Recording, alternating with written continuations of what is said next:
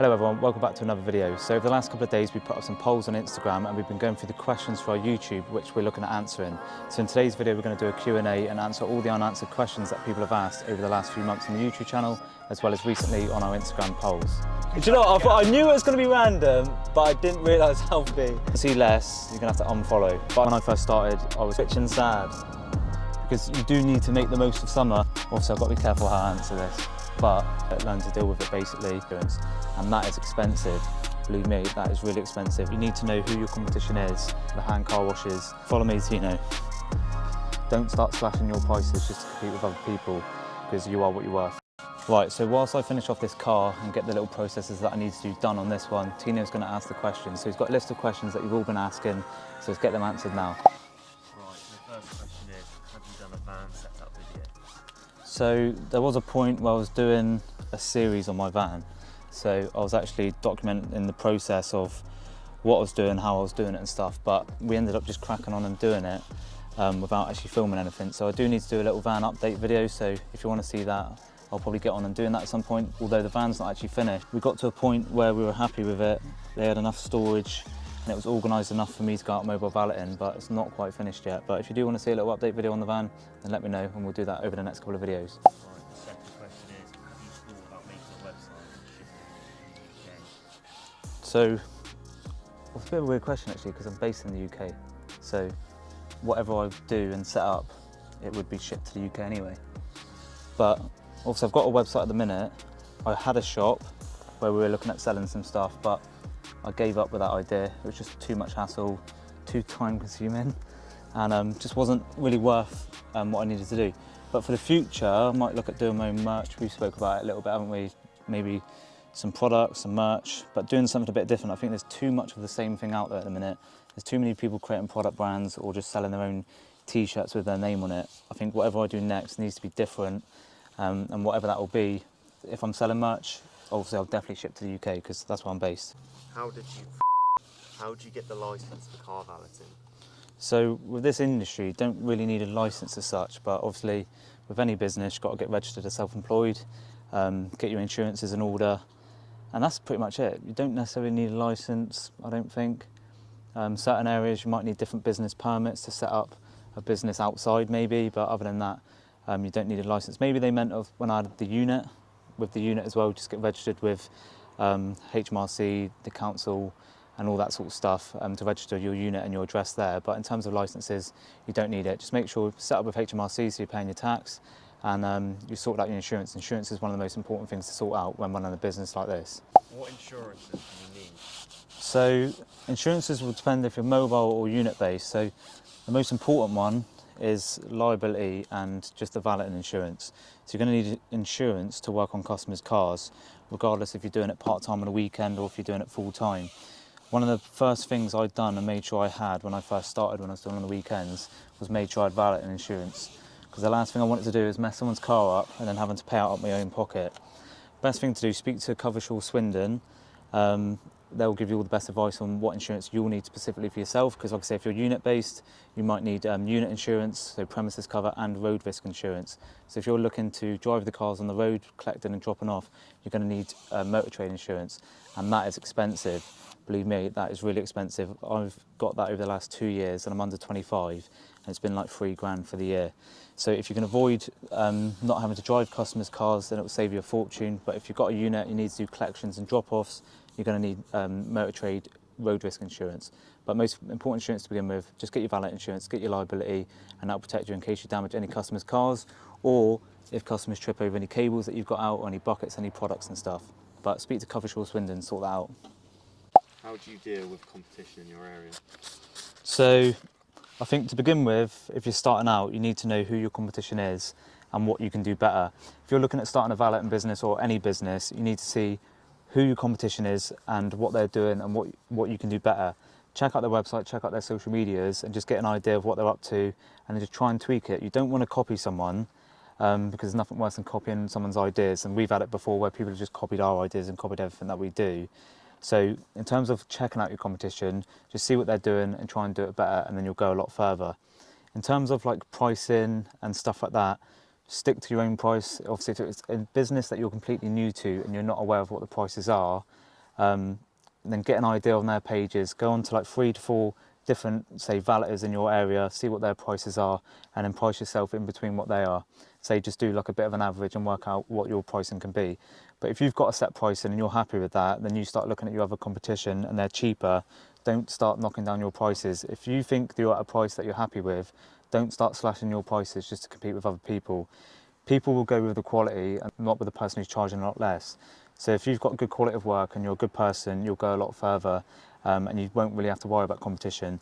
There was a point where I was working on, like, when I first started, I was competing with the hand car washes, so I was trying to price really low. But now I'm at a point where I can basically probably charge what I want and people still go with me because they know the quality of work's going to be good, and obviously I've got a good reputation and stuff. So I'm at a point now where I can charge what I want and people will still pay for my service. So yeah, don't underprice yourself and believe in your price, because you are what you're worth. In the winter, how do you handle a dropping tree? So winter for this job is like quite tough, to be fair, because you do need to make the most of summer. Now it's coming into these lighter evenings and stuff and better weather, you really do need to make the most of it, because that's where you earn your money. Because in the winter you've got shorter days because it's dark at like 4 o'clock and it's dark until 8. So you've only got that 8 hours, but then you've got your lunch break and the driving around. So say you've only got, what, 6 to 7 hours of actually working time. So make the most of your summer, because that will help you through the winter. In terms of winter, you'll be dealing with cancellations, a lot more closer to Christmas and stuff. People need to save money. And also the weather itself. Obviously you turn up to a job, you could have a full day booking and then it'll be absolutely chucking it down. So it'll have to get cancelled off. Obviously if you've got a unit or gazebo, it does make it a bit easier. But for the mobile guys, I don't know, it's just one of them things, you just got to deal with it, learn to deal with it basically. There could be weeks where you're not really making as much money, but like I say, make the most of the summer whilst it's here, because that's your only option at the minute. Why do you like single mums so much? Obviously I've got to be careful how I answer this, but I don't know, Phil, I've got to be careful how I answer this question. I think it's just a running joke now. It's something that I was joking about for like the last couple of years with people, and I don't know, it's just become a thing. And yeah, it's just the type that I seem to go for, but they don't necessarily have to be single. I'll leave it there. Which polish and pad do you use? So, pad and polish combos, let me start again. So, pad and polish combos will depend on what the paint is, what colour it is, what condition it is. It'll be a case of doing some tests, but usually my go-to is always Koch Chemie for polish. For single stage I use I think it's their F5, their finishing one. But I tend to use all Koch Chemie for polish. Pads, mix it up, Chemical Guys, Lake Country, using a lot of Lake Country at the minute. But yeah, Koch Chemie, Lake Country and Chemical Guys, to be fair. What pressure washer do you use and what happens to the kranzle? So, the situation with the pressure washer has been going on for about 2 years, ever since I bought a kranzle. That's why someone's asked about the kranzle, because they know how much of a nightmare I find it. At the minute I'm using a Karcher K7, I think it is. I was using the kranzle K7, but let me show you. I'll show you where the kranzle is. Follow me, Tino. So, pressure washer K7. Excuse the mess, try not to get too much of the van in, but this is the kranzle. So basically what's happened here, I've bought a hose off Direct Hoses, who are an absolute nightmare to deal with. It's split after 2 months, and I can't actually get hold of them to get a new one. So this has been sat here for ages, trying to get a new hose for it, because I don't want to pay out for another one, because it's like the 4th one I've had, and I can't get hold of Direct Hoses to sort me out a hose for it. So at the minute, this is in the van, and I'm going back old school, using the Karcher. But if anyone's got any recommendations for decent pressure washers, then let me know. But the Karcher's actually been really good. I am getting a short trigger lance for it, because at the minute it's got one of these big boys, and I want to get it really short. So, and it just doesn't provide as much, I don't know, you don't get really as much pressure as what you do compared to using the short trigger lances. And especially with this, it's harder to do the wheel arches. Whereas if I just had a short trigger lance, it's easier to do the wheel arches. I can use the short turbo blaster on it, and yeah, that'd be perfect. So I'll probably, when the short trigger lance is here, I'll probably get rid of the kranzle, because it's an absolute nightmare. Right. How are you getting on with the tea sponsor?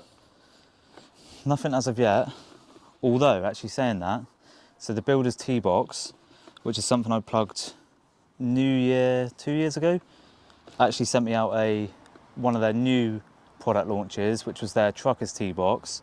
So I had that sent out, which was pretty cool. But in terms of getting sponsored by like Yorkshire Tea, probably a bit far off at the minute. Maybe we need to plug Yorkshire tea more in some of the videos, maybe, Tino? What do you reckon? Possibly. Yeah, do some bit more with that. And hopefully maybe one day we'll get sponsored by Yorkshire tea. I don't know, is it doable? Everyone else seems to be getting sponsored by random things. You look at companies like Gymshark and that on TikTok, they're sponsoring loads of people. And Yorkshire tea are actually doing a lot more on TikTok. So maybe one day, if we get right on it, we'll hopefully get sponsored and I'll have free tea for the rest of my life. How did you get into detailing?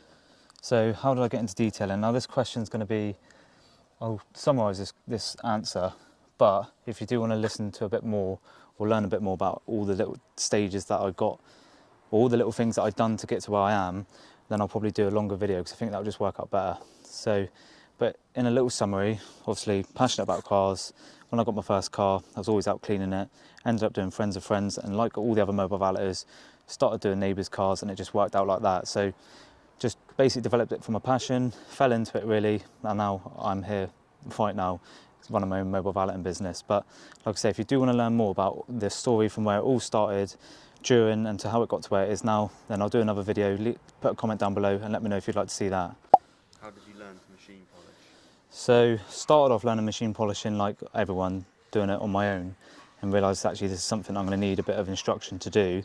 So in 2016 went on to the Slim's Detailing Master Academy, which was a 3-day course learning everything about detailing, machine polishing, ceramic curtains and all that sort of stuff.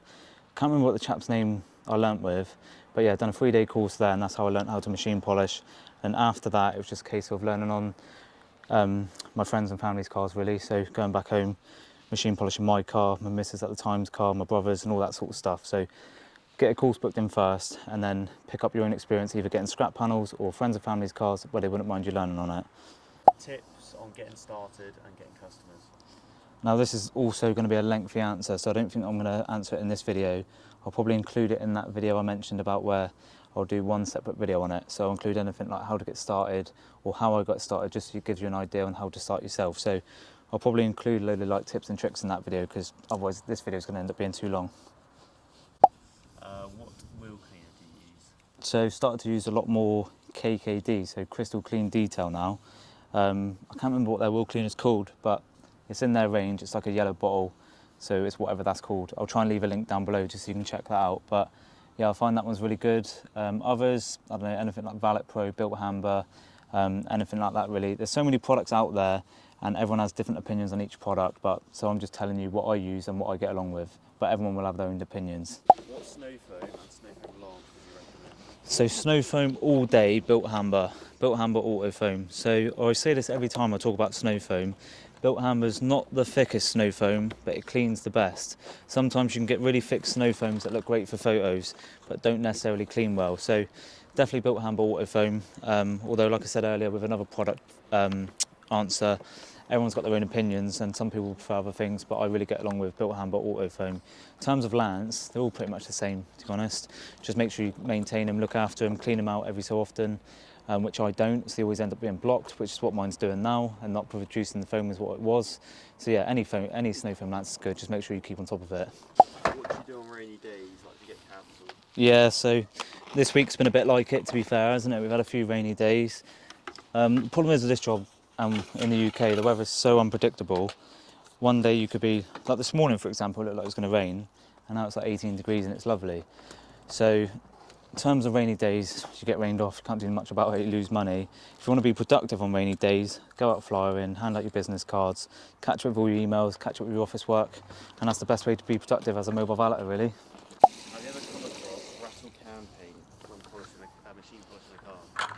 It's such a specific question, to be fair, but I did ask for interesting questions. Have I ever come across rattle can paint? Yeah, probably, to be fair. Mainly, actually, when it comes down to doing tar and glue remover. If you ever spray tar and glue remover onto a panel that you don't know if it's been painted, you'll see the paint just dissolve, and especially if it's rattle can paint, it will literally just melt.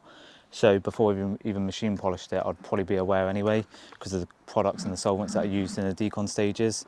But yeah, it's definitely something I've seen before, for sure. Which website do you get your clothes customised from? So I don't actually use a website, but I use a company local to me, so they're called Stitch to Print. They might do stuff for people based farther away, but the only thing with that, they like to do like samples and stuff, so they'll get your logo, do a sample of it, make sure you're happy with it, and obviously if you live like 200 miles away from where I am. You're not going to be able to get that sample. But if you do want to check them out, speak to Stitch to Print, based in Exeter. Now, I'll also put their website down below in the description. Right, I'm almost done at this job, so what we'll do now is finish off the questions once we're in the van on our way back home. Right, joining us back in the van, so yeah, we'll crack on the next question, which is... Someone said stop with the Range Rovers. I think everyone's getting so bored of me banging on about Range Rovers, but it just won't ever stop. And the more you say stop talking about the Range Rovers, the more you'll get Range Rovers. And there'll be a day on this channel over the next maybe hopefully 2 years where I'll be picking up my own Range Rover, and it'll just be Range Rover content after Range Rover content. So if you want to see less, you're going to have to unfollow. But I know who sent in this question, so please don't unfollow me because you're a good mate. Right, Tino's going to ask me some random questions which I just don't know anything about. So this could be interesting because I dread to think what comes out of Tino's mouth sometimes, so go ahead. Right, so would you rather... I'm laughing already, like... So basically, I've not been answering that. Do you know what, I knew it was going to be random, but I didn't realise how fucking random it would be. Hello. Yeah, nice. Right, now ask me a proper question. I haven't even got the capability to answer that question right now. It's been a hot day. And you're asking... There is a right answer. There is a right answer? Yeah. What's the right answer then? Confirm it. Any other serious questions? Not serious, but like just quick fire. Would you rather be too hot or too cold? Too cold. Would you rather be rich and sad or poor and happy? Rich and sad. Good. Would you rather fight? I think that's probably what people think I am now. Duck-sized horses or one horse-sized dog? Right, backstory with this question. Tino was... What was you? Messaging someone from Tinder, some bird, to get a reaction or even just get a conversation going because he's quite hard at that. So he asked one of his mates, what would be a good chat-up line to speak to this girl to get her interested? So he said, why don't you ask her this question? So Tino did, and didn't get anything back. Left on scene. Just left on scene.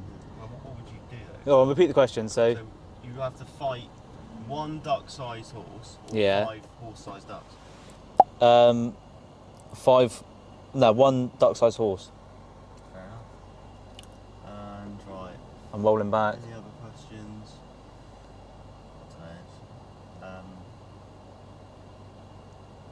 What's your immediate next plan then with the business? My immediate next plan is probably get rid of you.